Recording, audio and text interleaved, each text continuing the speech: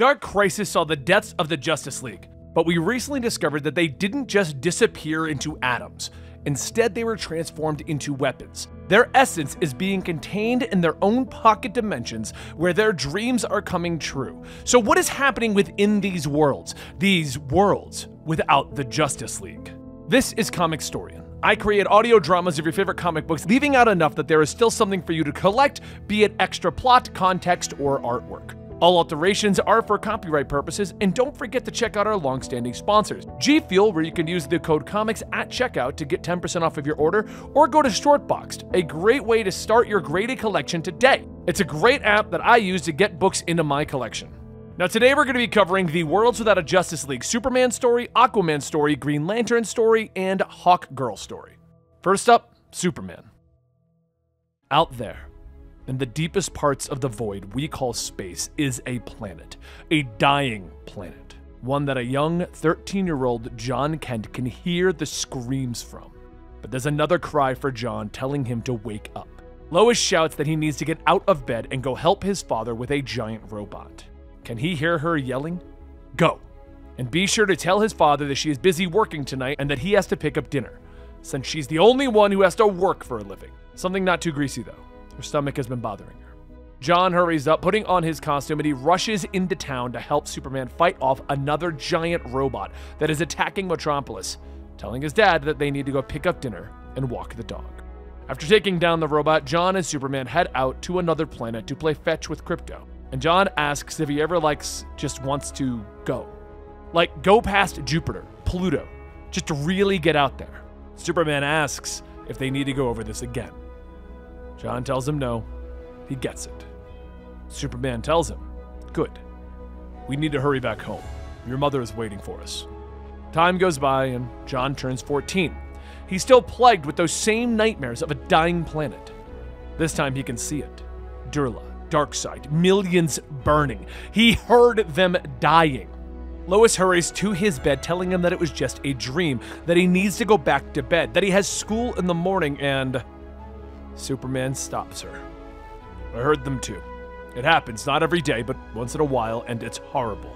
We have to do our best to not let it hurt us. There's nothing that we can do. I would if I could, son. Then John says that they are Superman and Superboy. They save people, it's what they do. Superman says that he has already tried. He nearly died trying. But there's only one of him, and there's a whole universe of hate out there. John is furious. You tried? Who the hell are you? Do you think that matters? They're dying. We're just sitting here doing nothing while they scream. Superman sighs. You're right. I'm sorry. I wish I could do better. But we'll talk about it in the morning. It'll look better in the morning sun. Yellow light has all sorts of powers. It'll be okay.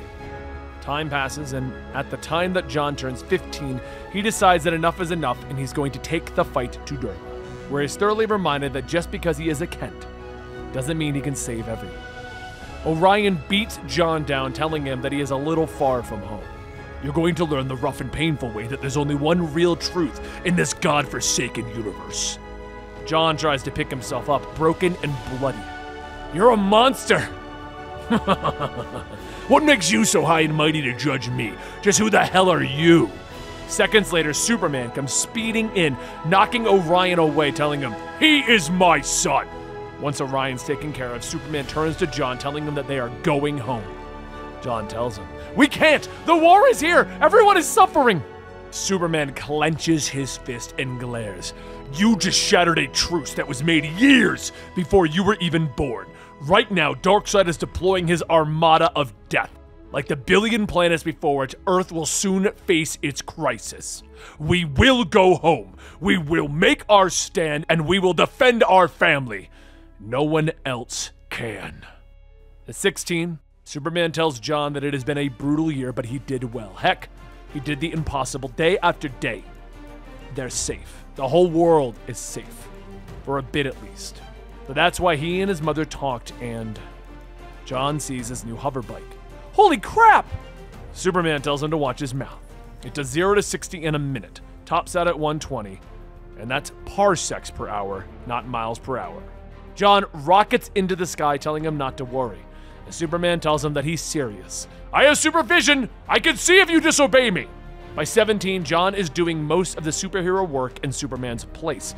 But even allowing for that, Superman can't idly sit by knowing his son is out there fighting.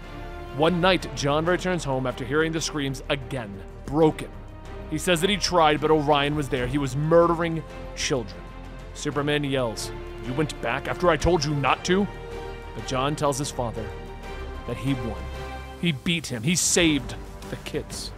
Superman tries not to yell or shout, and Lois puts her hand on his shoulder, stating that John isn't like him, and he isn't like John. This is just who John is. Finally, the age of 18 comes, and as much as Superman says that this is a mistake, John tells him that they've been over this. He cannot stay here. Not while what is going on is still happening. He isn't a kid anymore. While Superman defends the Earth, he'll take care of the rest. And he'll be back in a month to check in. And if there's any actual trouble, he'll use Uncle Jimmy's watch to call his father. Superman says that this is Darkseid's universe. There's going to be trouble. And John laughs. Yeah, and I'll be the one causing it. Superman opens his arms. All right, one more time. John tries to refuse the hug, but Superman tells him, "You're going to war. I get a hug. Those are the rules." John gives in and hugs back his father, as his father tells him that he needs to listen for once in his life. When he's out there, he has to remember that he carries all of his parents' love with him, that it will get him through the worst, like how his love got him through this. It keeps getting him through everything, all the time. I'm so darn proud of you, son. As John gets on his bike and takes off, Superman watches as his son fades into the sky. He tells Lois that he was there. Here. He saw him. He got to see John grow into the man that he had to be. He didn't miss it this time. No, not for anything. He wouldn't trade any of this for anything. Now in a world without a Justice League, Aquaman. Down in the depths of Atlantis, Aquaman sleeps, but he can hear his name being called. He suddenly wakes up to feel something amiss, but Mara tells him that she is sorry to wake him. But he did tell her to not let him oversleep. Aquaman tells her, Yes, of course, thank you, Mara. It's hard to believe, isn't it? Everything that happened between us, and it's still, well, we still endured. Aquaman says that he had the strangest dream. And Mara says that it's all over now, they can't be late. They both know how he gets. But before the big event, Aquaman needs to let off a little steam by having a sparring match with his friend, Black Manta. As Manta gets a hit in, Aquaman says that he liked him much better before. And Manta says that is real funny. You nervous or something? It's a big day. What do you think that she is doing right now? Aquaman throws another punch, throwing Black Manta, telling him that he has gotten to know her pretty well over the years. What do you think she's doing, Jackson? Just like her father, Andy is also in her own sparring match with her grandmother. However, they try and go easy on each other and try not to leave too many bruises on each other's faces. Meanwhile, back up at the surface, the caterers get the venue ready for the event as the coordinator tells one of the staff members that they need to hurry. Mr. Curry wants an update. He wants everything to be perfect. The staff member says that he hopes so as well. The Curry family deserves nothing less. As the coordinator walks away, the staff member reveals himself to be the shapeshifter Charlatan, one of Aquawoman's enemies, and he arms all of the bombs that he spread throughout the venue. Not long after everyone gets ready, as guests begin to arrive at the event, in Flash fashion, Jess blows by everyone, nearly throwing everyone off course. As Andy's ship shakes, she tells everyone not to worry, they'll just have to forgive her partner. They're a bit of a show-off. Once things settle down, Aquaman begins to walk his mother and daughter down the aisle, whispering to the two of them that he can totally see the bruises on their faces. His mother says that she has no idea what he's talking about. But as Jackson waits for his father, Jess races by, stating that, by the way, the catering assistant is actually Charlatan in disguise. He has bombs all over the place. Jackson asks if they should be worried, and Jess says, Nah, I was deactivating them as we were speaking. You shouldn't even notice them missing.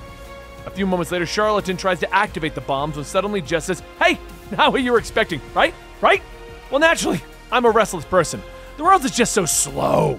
Literally can't stop moving and thinking and moving again. And Andy made me promise that I wouldn't sneak a peek at her brand new dress. I mean, I could have, but I didn't. Like right now, I'm lending you a little Speed Force so you can actually watch this. See? Look at them. Look at Andy and her amazing family. Why the hell would you want to ruin this? Her grandparents are getting their vows renewed, and Andy is going to sing at the reception. It's about the sweetest thing in the world.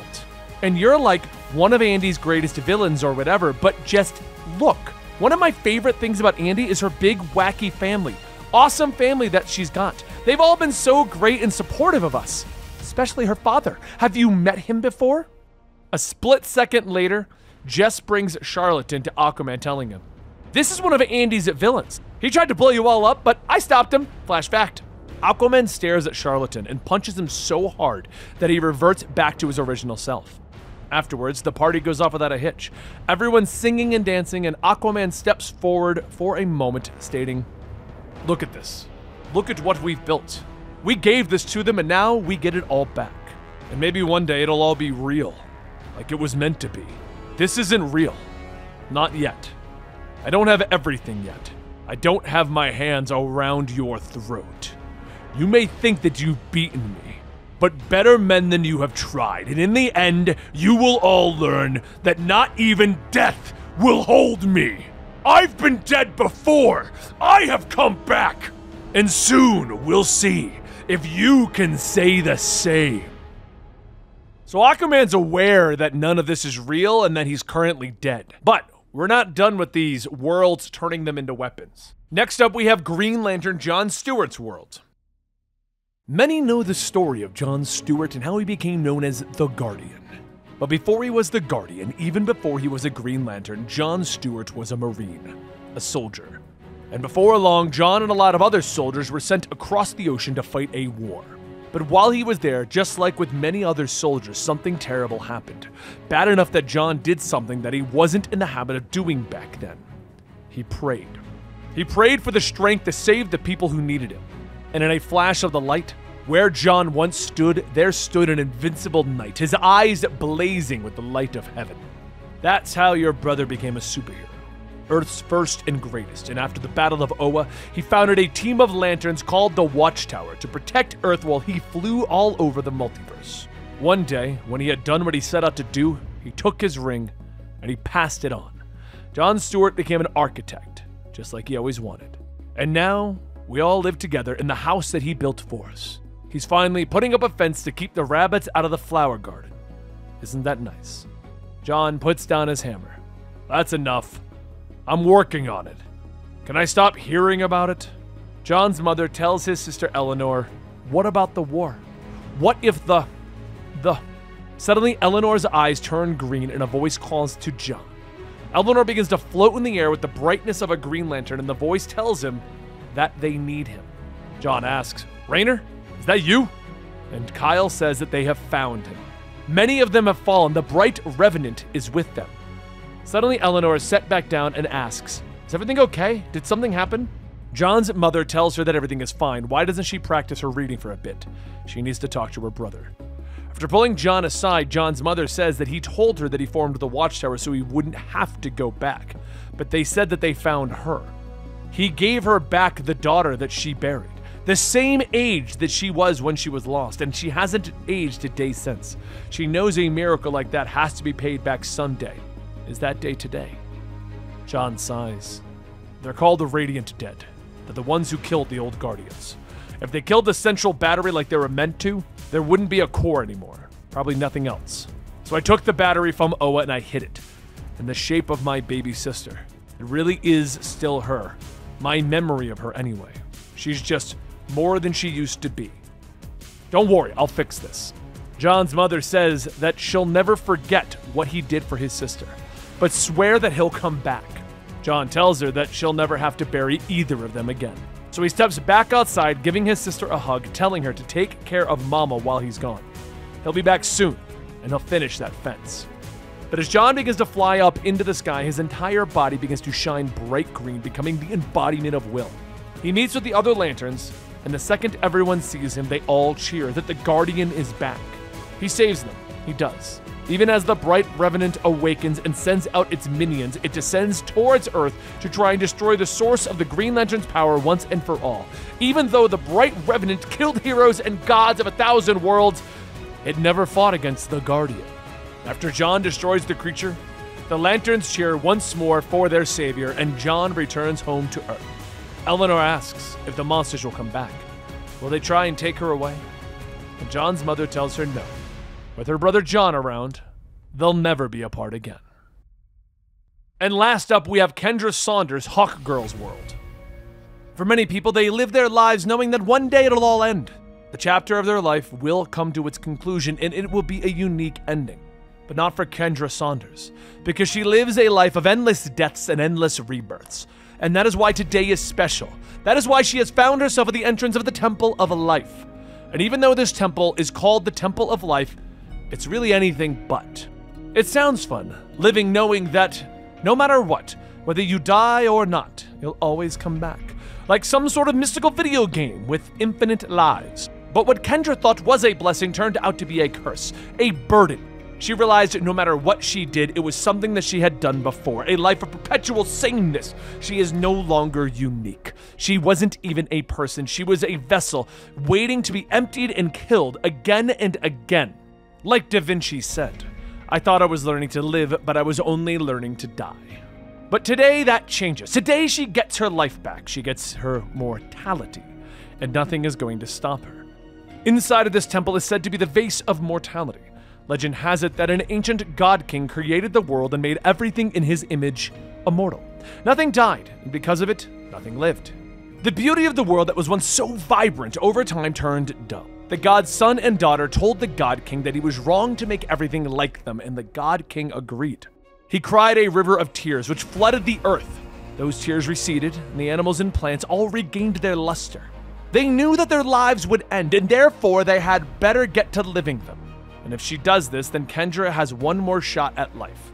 She takes the vase and the drinks, and at first nothing happens, and then suddenly it was gone. All of the memories of her past lives gone. She was alive. The dream of her own future. No more reincarnation, just the life ahead and what she chose to make of it. But at that moment, the skeletons of the temple came to life and attacked. Is this how it ends? Right here, right now? No more coming back. This is her death. And that is why she feels so alive. As she fought, Kendra could feel her heart beating faster than it ever has before. That this is what it felt like before she knew about the past. That this is what it feels like to know the future is your own. Not one that is handed to you, but one that you must fight for. That's true living. That's the dream of her life. But as Kendra smashes the last skeleton, she leaves her mace and walks away. And in the shadows, a man laughs louder and louder. And as Pariah steps out, he laughs loud enough that the world around can hear him. Now, we don't fully know what's going on with these worlds without the Justice League, but they are a part of the storyline, and I wanted to bring them to you. These appear to be the worlds that the Justice League is living in now that they've died, and they're being turned into weapons. So we're going to find out where that even goes. I hope you guys enjoyed today, and don't forget to check us out over at Patreon, patreon.com/Comicstorian, and we'll try to bring you more Dark Crisis on a weekly basis. See you guys later.